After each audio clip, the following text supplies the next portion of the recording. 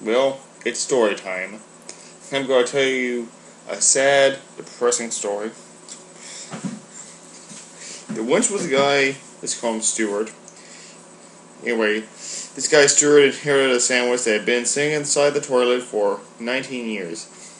But of course, Stuart thought it was very disgusting to eat a sandwich that had been in the toilet for so many years without washing his hands first. So he washed his hands, but he thought that just plain washing his hands was boring, so in addition to washing his hands, he also whistled, tap danced, and banged his head on the mirror. But then Stuart was finally ready to eat that sandwich, when all of a sudden he saw that there was a bite mark on the sandwich. The bite had not been there earlier, which meant that somebody had eaten Stuart's sandwich. Part of it, anyway. Stuart went downtown to report the theft, but as he was walking downtown, he had eaten the sandwich and ran out of evidence, and the police threw him out of the police station. When he was thrown out, he landed on a random homeless guy. Those guys decided to help him up, and Stuart suddenly smelled his breath. He knew what the smell was. It was the smell of a sandwich. Stuart said, "It was you! You ate my sandwich!" Then the homeless guy shamefully said, "Yeah, it was me." "How could you?" asked Stuart. "That was my sandwich." "I couldn't help myself," said the homeless guy. "I hadn't had a bite in 3 weeks." "Oh," said Stuart, too angry to wonder what the homeless guy was even doing in his house. "You haven't had a bite in 3 weeks? You haven't had a bite in 3 weeks? I'll take care of that." So Stuart bit the homeless guy right in the leg, making him bleed. And the homeless guy was running and screaming, not paying attention to where he was going. But all of a sudden, he got hit by a car, and the car had pushed him down an open sewer. He broke every bone in his body and died.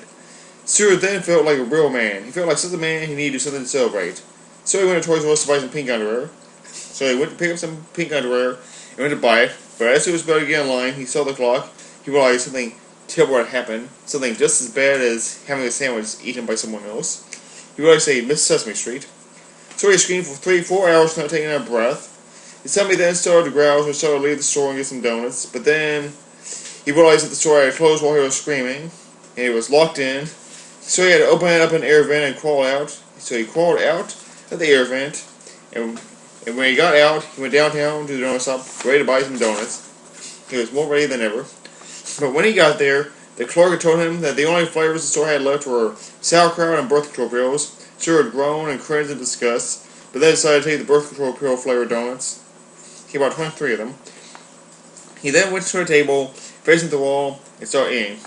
At that moment, a hoodlum had walked in and held up the store, but Stuart was too busy eating to notice the hold-up, when all of a sudden Stuart started choking. But Stuart was so scared of the Heimlich maneuver that he performed it on himself, and he coughed up that piece of donut. As he coughed up the donut, it went flying across the room, and it hit the hoodlum right in the hand, causing the hoodlum to drop his gun. As the gun hit the floor, it blasted off and shot the hoodlum right in the heart. And Stuart was considered a hero for saving the donut shop. They rewarded him with $27,000, a new house, a trip to Afghanistan, and his very own boomerang sandwich. He was so happy that he took the boomerang sandwich and he flew it, and he expected to come back, but when it came out back, there's a new bite in it. So, here we go again!